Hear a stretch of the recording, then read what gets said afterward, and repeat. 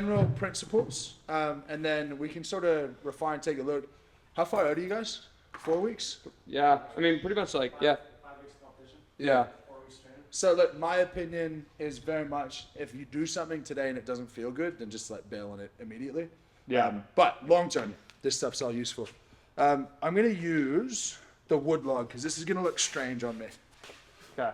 Now, the physics of the log really important because obviously the center of mass doesn't exist in the middle because we have the cutouts for the handles. And so the center of mass of the log is here, left to right, but front to back, it's back here. And so a lot of our goal is going to be keeping the center of mass of the log as close to us as possible. And if we're doing something, particularly if it's for reps in the game, if you start to become inefficient with that, so much of it is going to be bicep cleaning the log. And then if you do it incorrectly, which basically happened to everyone at Rogue, that's when it gets hung up like here and you feel like it's done rotating and you sort of got to like wiggle it up. So in picking it off of the ground, you want it slightly facing away because if the handles are away from us, the center of mass is towards us. So that's always the principle.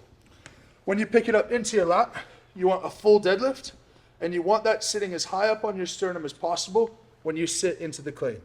So that's sitting on me, above my stomach, right up here. Okay, important because like I said before, if you put it in your hips, all you're able to do is fling it out away from you. And even if you keep the log against you, the center of mass travels away and then towards, and you're gonna pull that with your arms. So you're thinking of it more like a pull and a front squat than you're thinking of it as anything else. So we get that into the lap, we're standing tall, you sit against your sternum. From here, you're driving your forearms into the back of the log. You drive the elbows down and you rotate that on your stomach.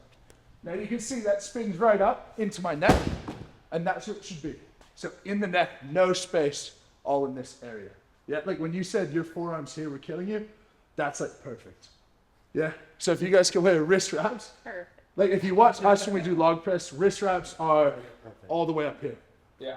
Yeah, so if you can protect that area, it can be useful. Now, when the log's actually on your shoulders, the key is just stability, right? With a barbell, you can just sort of rest it there and you're fine. But if these handles are pointing towards the ground, and men's log is 12 inches, women's log is 10, it's gonna be 5 or 6 inches off of your chest. Meaning that your hands are not gonna hold that, and you'll see when you dip, any bit of that is just like immediately it's done. Yeah, so goal should be, when it's on your chest, handles are pointed away, and that's gonna stack it right on top of your collarbones. So we're here, we clean that up, and you see handles are away there.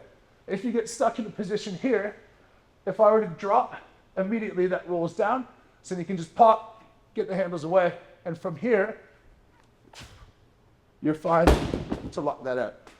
Now this guy, it's not like a barbell because we can't just stand vertical, so we have to get used to hips underneath a little bit, and watching that log up is gonna help with that thoracic extension all the way through, and head comes through last.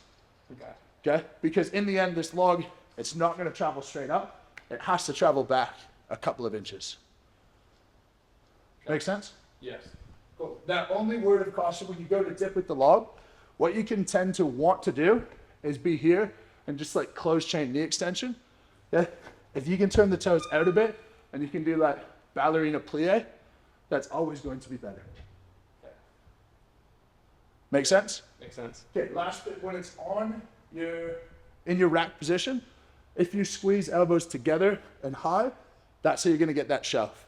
So you squeeze your chest, elbows come together, and now there's somewhere for the log to sit. Okay? Otherwise, our forearm pointed straight up, weight of the log is in our hands, you're gonna throw that log straight up, and you're gonna have to fight that back. Yeah. Okay? And then we think split jerk, you're gonna have to get that foot so far forward, it's just not gonna happen. Mm-hmm.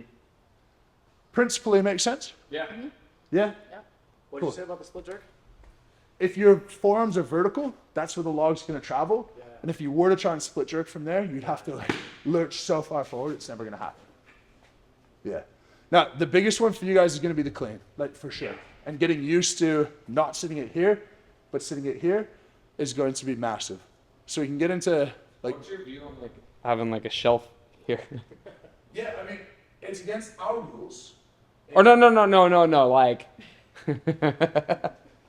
Ellie's got a very flat tummy, So like, do you need like something for it to sit on? Not necessarily. No. No. If you look, because we have weight classes in strongman as well, right? And if you look at the guys who are, say, under 80 kilos, the women under 60 kilos, the principle still remains. No one good at log starts with the log here. Okay. Yeah? Yeah. A couple of details around that. Like if you're sweaty, it's a disaster. Yeah. Like if you fail a log and you fail it properly on the clean, what it should look like is like that. Yeah. It should be slipping on your shirt, in which case we're talking like chalk, some way to create some friction there. Yeah.